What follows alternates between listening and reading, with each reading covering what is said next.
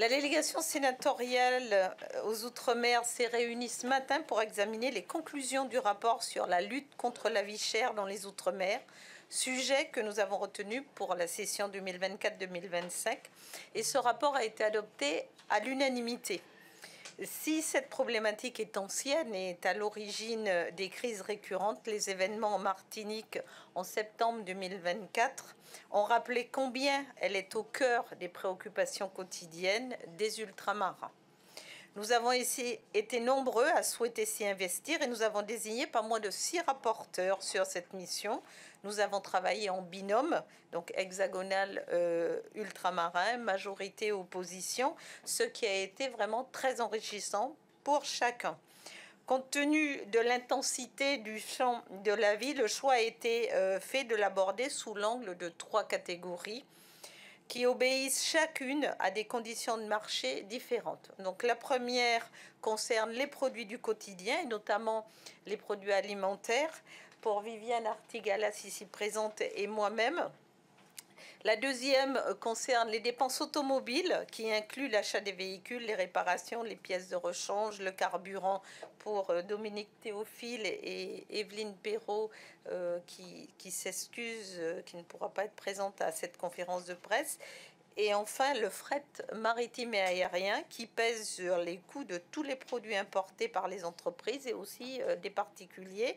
Pour Teva Rohfritsch, que nous retrouvons en direct de la Polynésie, en visio. Bonjour Teva. Et Jocelyne Guidez, qui s'excuse elle aussi. Donc nous étions convenus d'aller vite, mais sans toutefois sacrifier au sérieux qui caractérise les travaux de la délégation depuis l'origine. Comme vous le savez, le ministre des Outre-mer, Manuel Valls, a annoncé qu'il déposera en mai prochain un projet de loi contre la vie chère outre-mer. Nous espérons que nos recommandations ainsi que les initiatives législatives récentes portées par nos collègues Victorin Lurel, dont je salue la présence, et Audrey Bélim, nourriront ce texte et les débats, car on ne peut plus se contenter de pansements. Il nous faut de vrais remèdes. Nos auditions nous ont permis d'entendre au total une 50aine de personnalités du secteur public et privé au cours de 15 réunions plénières et 7 réunions rapporteurs, soit un total de près de 30 heures d'audition. Donc la liste des comptes rendus sont comme d'habitude annexés au rapport. Notre souci a été de dégager des propositions transversales et opérationnelles, mais aussi des recommandations porteuses d'évolution plus profonde du modèle de développement de nos outre-mer. Elles sont au nombre de 24, dont 12 principales qui figurent dans la synthèse qui vous a été remise. Je tiens vraiment à saluer l'implication et la qualité des échanges et des travaux de nos rapporteurs. Donc sans plus attendre, je vais laisser la parole à Viviane Artigalas et ensuite à Teva Rohfritsch en visioconférence et enfin à Dominique, excuse-moi j'ai oublié ton prénom, mais tu viendras aussi, Dominique Théophile qui est présent avec nous. Ils vont vous présenter nos principales recommandations et puis malheureusement je risque de devoir m'absenter puisque j'ai un rendez-vous avec le président du Sénat, mais je ferai le maximum avec vous. Merci. Vas-y. Merci Micheline, merci pour cette introduction. Moi, je ne vais pas m'apesantirai pas sur le constat général. La vie chère ne souffre d'aucune contestation et elle est de mieux en mieux mesurée. Des initiatives privées également. On peut citer par exemple l'application Kipri, lancée il y a quelques mois et qui permet de comparer en temps réel les prix des produits. J'insiste sur l'effet de ciseaux ou de la double peine des Outre-mer, des prix beaucoup plus élevés, mais surtout des revenus plus faibles et une grande pauvreté. Cet effet de ciseaux est dévastateur pour le pouvoir d'achat. Dans certains secteurs, comme l'alimentaire, ce n'est plus seulement la vie chère, mais l'extrême vie chère. Comment expliquer ces écarts de prix ? Hormis quelques opinions isolées et quelques différences selon les territoires, notamment en raison de la fiscalité, le taux de TVA, l'octroi de mer, l'analyse montre l'éparpillement des facteurs de la vie chère sur l'ensemble de la chaîne de formation des prix. Les contraintes propres aux petites économies insulaires pèsent lourdement. Deux autres facteurs sont aussi désignés comme coupables, l'octroi de mer et les abus de position dominante du fait des entreprises en situation d'oligopole. Le risque est réel, mais il faut reconnaître que les autorités compétentes n'ont pas identifié d'abus systématiques à ce jour. En revanche, un doute fort subsiste sur des concentrations verticales qui favoriseraient des accumulations de marge artificielles le long de la chaîne de distribution. C'est sans doute la zone d'ombre la plus forte qu'il faut dissiper le plus rapidement possible. Au cours de nos travaux, nous avons souhaité éviter plusieurs écueils. Le premier est celui de vouloir chercher un coupable unique, une sorte de bouc émissaire facile. Le deuxième serait de courir après le mirage hexagonal. L'hexagone est un point de référence trop simpliste et trompeur. Les Outre-mer doivent privilégier leur ancrage régional. Les autres écueils seraient de négliger la question centrale des revenus ou encore de répondre par une suradministration de l'économie. Ces garde-fous posés, nous estimons que seul un plan d'action global et structurel permettra d'apporter à la fois des réponses de court et long terme. Autrement dit, selon nous, il n'y a pas de solution miracle. Nos 24 recommandations doivent apporter des réponses à 5 objectifs. Rétablir la confiance par une juste transparence, atténuer l'impact de l'éloignement, optimiser les taxes à la consommation, garantir la concurrence et enfin transformer les modèles économiques pour créer de la richesse. La première priorité est de rétablir la confiance par la transparence. Les tensions actuelles se transforment en suspicion ou accusation contre tel ou tel acteur économique. Ce climat est alimenté par un manque de transparence persistant, en dépit de progrès réalisés ces dernières années, qui ne permet pas d'objectiver le débat public. Une première proposition qui fait directement écho à l'examen par le Sénat de la proposition de loi Vischer le 5 mars dernier est de dissuader la non-publication des comptes des entreprises en permettant la saisine du tribunal de commerce en référé par le préfet ou le président de l'OPMR avec astreinte dissuasive. Un consensus existe, il faut aller au bout de cette mesure. Une autre proposition est de renforcer les OPMR en les dotant d'un budget consolidé à leurs mains et en augmentant les capacités de saisine et d'alerte de son président, notamment pour obtenir la publication des comptes des entreprises ou saisir l'autorité de la concurrence. L'autorité de la concurrence devrait aussi accélérer la fréquence de ses travaux sur les Outre-mer. Une étude tous les 10 ans, c'est très insuffisant. Un cadre législatif doit aussi être posé pour permettre aux régions de connaître certaines informations couvertes par le secret des affaires. Enfin, la gouvernance de la lutte contre la vie chère doit être consolidée. La conclusion dans chaque territoire d'un protocole inspiré de celui signé en Martinique en octobre dernier serait pertinent pour aligner et coordonner les efforts de toutes les parties prenantes vers des objectifs communs. Cette méthode doit prospérer.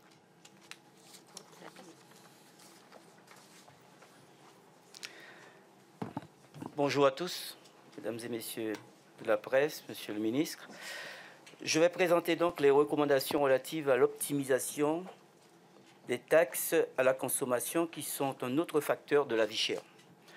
L'octroi de mer est une taxe essentielle à l'équilibre économique des DROM. Elle protège la production locale et garantit l'autonomie fiscale et budgétaire des collectivités pour fournir les services publics. Pourtant, cette taxe est incomprise et est rebaptisée par ses détracteurs comme étant la taxe appelée octroi des mers, MAIRES. Deux lignes rouges ont donc été tracées. Ne pas retirer au territoire un outil fiscal garant des libertés locales et de l'autonomie de gestion. Préserver un instrument de protection de la production locale. Ces principes posés, une réflexion pour moderniser toutefois l'octroi de mer et réduire ses effets sur les prix demeure indispensable. De nombreuses pistes d'amélioration existent pour concilier à la fois maintien de l'octroi de mer et lutte contre la vie chère. La plupart ont d'ailleurs été avancées par les collectivités et les élus eux-mêmes. 3 réformes devraient être introduites. Tout d'abord, rendre l'octroi de mer déductible sur les biens importés sans équivalent local, de manière à supprimer l'effet boule de neige de l'octroi de mer. le gain final de cette réforme pourrait permettre une baisse des prix de 3%. Réduire le nombre de taux différents autour de 4 ou 5 pour plus de lisibilité. Enfin, baisser fortement les taux sur les produits de première nécessité, comme c'est déjà le cas à La Réunion et désormais en Martinique, avec ce que vous connaissez, la mise en place du protocole. Une autre solution qui a notamment été récemment portée par l'OPMR de La Réunion serait de subdiviser l'octroi de mer en 2 taxes. Une taxe à la consommation régionale, sorte de TVA, et un octroi de mer maintenu uniquement sur les produits en concurrence avec une production locale. Un autre sujet fiscal majeur est celui de la fiscalité sur les carburants. La question du prix des carburants, comme dans l'Hexagone d'ailleurs, est inflammable. Entièrement réglementé, le prix pourrait faire encore l'objet d'ajustements après la dernière grande réforme de 2013. Toutefois, le vrai danger pour les prix des carburants, c'est la fiscalité. Un mur de taxes est devant nous. 2 dispositifs sont en cause qui pourraient entraîner d'ici 2 à 3 ans une augmentation du prix des carburants d'environ 22 centimes. Le premier concerne la réforme des certificats d'économie d'énergie. À ce jour, les CEE pèsent environ pour 4% du prix du litre, soit 7 centimes sur le super sans-plomb par exemple. La réforme annoncée pour 2026-2027 pourrait en rajouter 7 centimes. Le second danger est la taxe carbone européenne. Le système d'échange des quotas d'émissions pourrait renchérir progressivement le prix des carburants de 13 à 15 centimes par litre à partir du 1er janvier 2027. C'est pourquoi nous recommandons d'écarter les DROM de l'application de la réforme des certificats d'économie d'énergie et d'obtenir la révision de la directive sur la taxe carbone européenne afin d'en exclure le secteur du transport routier dans les RUP. J'en viens à présent au 3e grand objectif de nos recommandations, l'atténuation de l'impact de l'éloignement. L'éloignement est une contrainte objective qui ne peut être effacée, mais qui peut être atténuée. La principale recommandation est d'engager un plan de modernisation des infrastructures portuaires et aéroportuaires et douanières dans les Outre-mer pour renforcer leur compétitivité et leur positionnement dans le hub régional. C'est décisif, structurant, et notre délégation l'a déjà martelé dans ses précédents rapports. Une deuxième recommandation est de créer une aide au fret anti-vie chère au titre de la politique de continuité territoriale. Cette aide au fret serait créée à partir de l'aide au fret nationale existante, qui n'est à ce jour qu'une aide complémentaire de l'aide au fret dite européenne. Cette aide au fret national est peu efficace et marginale. Un ciblage sur quelques produits de première nécessité, ceux pour lesquels le coût du fret est le plus élevé en proportion du prix d'achat, par exemple les eaux minérales, les pâtes alimentaires, serait de nature à avoir un effet de levier important. Les collectivités du Pacifique pourraient en bénéficier au titre de la continuité territoriale. Je passe la parole à notre collègue de la Polynésie, Teva Ofrich.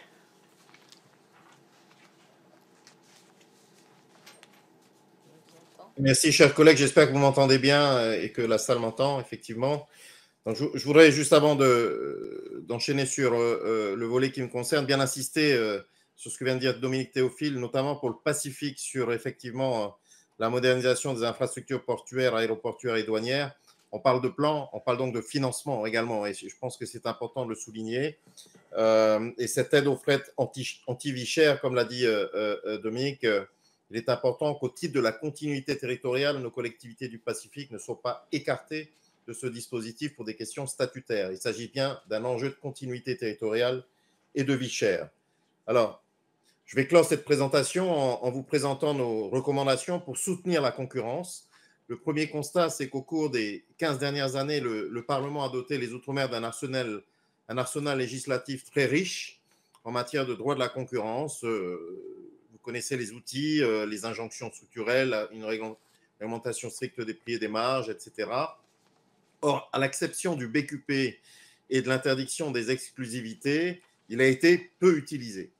Donc la priorité est donc à sa mise en œuvre effective, avant même d'enrichir encore ce droit, au risque de le complexifier excessivement. Les outils sont là. Pour cela, un engagement plus fort et adapté de l'autorité de la concurrence nous paraît nécessaire. Nous proposons donc une double réponse. Compte tenu de la spécificité des économies ultramarines et du droit de la concurrence outre-mer, il nous semblerait judicieux, opportun, important qu'un service d'instruction spécialisé pour les outre-mer soit créé au sein des services de l'autorité. Cette spécialisation permettrait de construire une doctrine ad hoc et une grille d'analyse prenant en compte les particularités des marchés ultramarins, comme évoqué tantôt. S'agissant de l'organisation de l'autorité, l'expérience des autorités de la concurrence calédonienne et polynésienne est instructive et bien que jeunes, ces deux autorités sont reconnues et ancrées dans les réalités quotidiennes de nos territoires du Pacifique. Alors, sans pousser jusqu'à la création d'antennes locales de l'autorité de la concurrence dans chaque territoire ultramarin, ce qui serait peut-être dispendieux, il faut adapter la composition du collège de l'autorité en le complétant par des représentants des Outre-mer. Ces membres complémentaires ne siégeraient que sur les questions relatives aux Outre-mer. Leur nombre pourrait être fixé à 6. Les présidents des deux autorités du Pacifique pourraient en être membres de droit et les 4 autres membres ultramarins seraient choisis pour représenter les bassins atlantiques et indiens. Par ailleurs, plusieurs ajustements du droit de la concurrence mériteraient d'être introduits. Le plus important, qui pourrait avoir des conséquences systémiques en ouvrant de nouvelles opportunités d'approvisionnement pour les distributeurs, serait d'interdire l'exclusion des Outre-mer du champ d'application des conditions générales de vente conclues entre les fournisseurs et les centrales d'achat métropolitaines. L'objectif est que les distributeurs ultramarins puissent s'approvisionner dans l'Hexagone dans les mêmes conditions que leurs homologues métropolitains. Cela doit permettre de ne pas passer obligatoirement par des importateurs grossistes locaux qui peuvent dépendre du même groupe que certains distributeurs.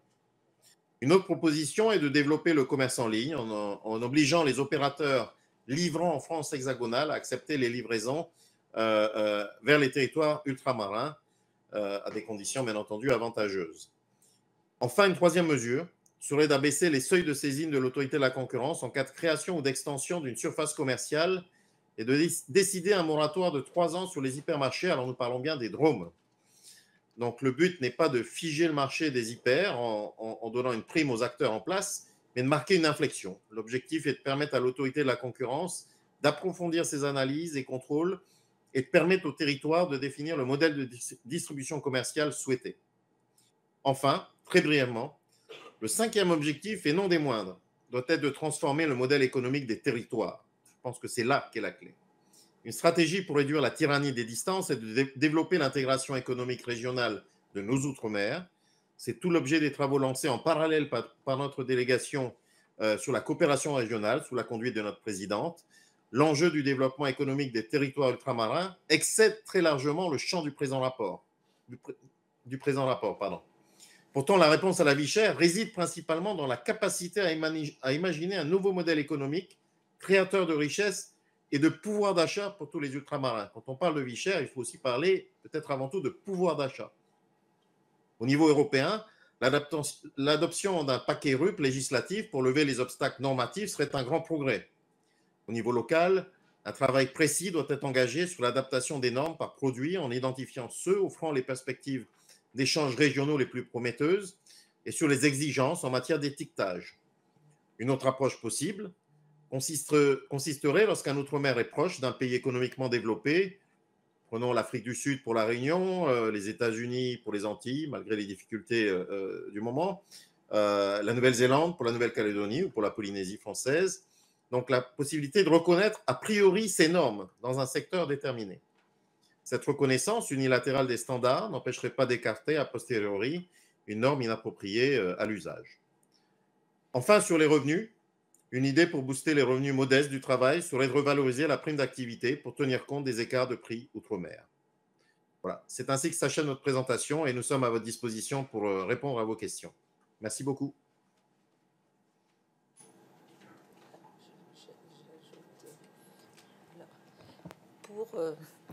Pour consolider ce que vient de dire Teva Rohfritsch, la délégation a déposé une proposition de résolution européenne qu'elle ira défendre le 22 mai prochain.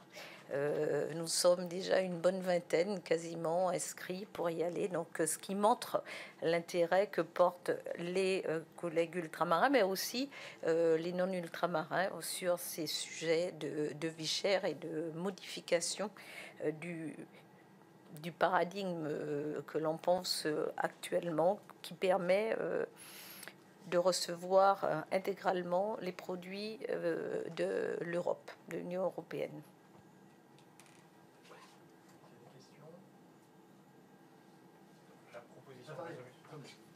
Par micro, présentez-vous.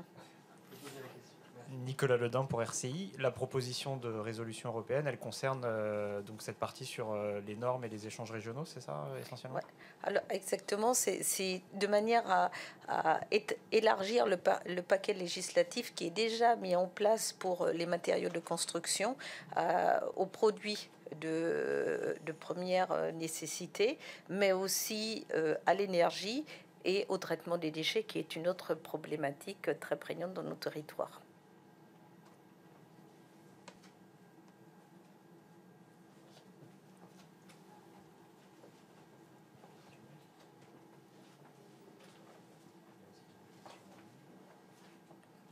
Oui, Ici.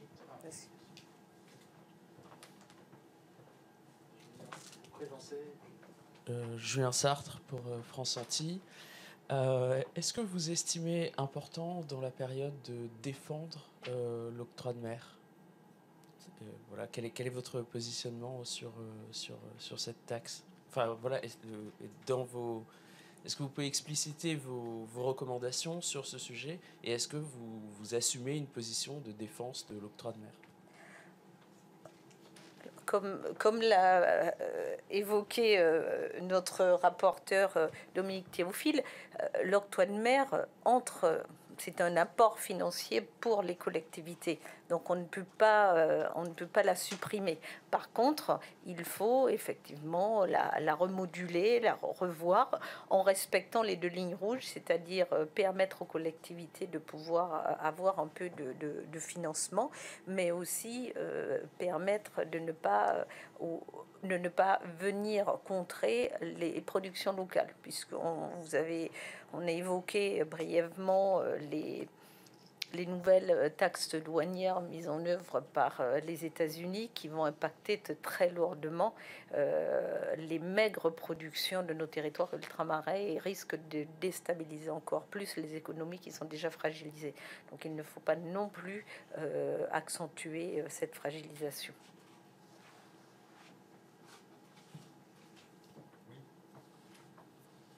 Bonjour, Jean Falato pour Outre-mer 360. Ce rapport, est-ce qu'il va venir enrichir le projet de loi que vous avez évoqué de Manuel Valls, ou est-ce que c'est le but? Alors, ce n'était pas le but à la base, mais comme le ministre a annoncé donc, ce projet de loi, évidemment, il est très attendu au niveau du cabinet du ministre pour s'en nourrir. Vous allez le présenter au ministre? Oui, il sera présenté au ministre et il sera envoyé. Le cabinet du ministre, enfin, l'a déjà demandé, l'a déjà réclamé. Diane Berger, France Culture. Je me permets de faire un petit pas de côté par rapport au rapport, mais puisqu'on parle de l'économie des Outre-mer, on a vu hier Donald Trump annoncer des taxes douanières différenciées pour les territoires ultramarins. Est-ce que vous avez une réaction à apporter, un commentaire? Ce sera un impact, ces taxes auront un impact considérable et particulièrement pour certains territoires, et notamment pour Saint-Pierre-et-Miquelon, puisque l'économie de Saint-Pierre-et-Miquelon est monosectorielle. C'est la vente de poissons vers les États-Unis, d'une part, et deuxièmement, il faut savoir qu'à Saint-Pierre-et-Miquelon, ils exportent majoritairement des produits du Canada. Donc le fait que le Canada aussi a décidé d'augmenter les taxes sur les produits américains qui vont arriver au Canada, les Saint-Pierre et Miquelonais seront soumis à la double peine. En particulier, après, vous avez aussi la Réunion qui se voit taxée de 37%, alors que la Chine est taxée de 34%. il n'y a pas de cohérence en fait. Bon, la Polynésie 10%, les Antilles aussi 10%, donc on ne comprend pas ce qui a poussé ces taxations différentes au regard des différents territoires.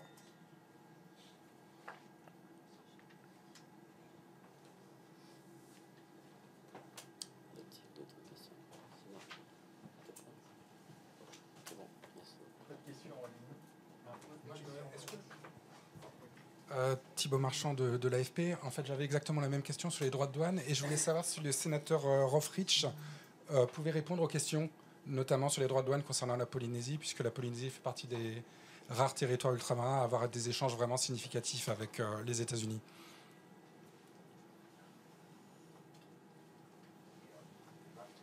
Alors, nous sommes bien évidemment très attentifs à tout ce qui se passe aux États-Unis en ce moment et très préoccupés pour l'impact sur nos importations, puisque effectivement, nous, lorsqu'on parle d'une plus forte intégration régionale, cela passe avec les pays présents dans notre océan Pacifique et la première côte avec qui nous travaillons est bien la côte californienne, donc les États-Unis. Donc, je sais que nos importateurs sont sur le qui-vive depuis l'élection de Donald Trump et les premières annonces et effectivement, c'est une source de préoccupation. Voilà, c'est ce que je puis vous dire. Ça ne va pas simplifier nos travaux sur la vie chère.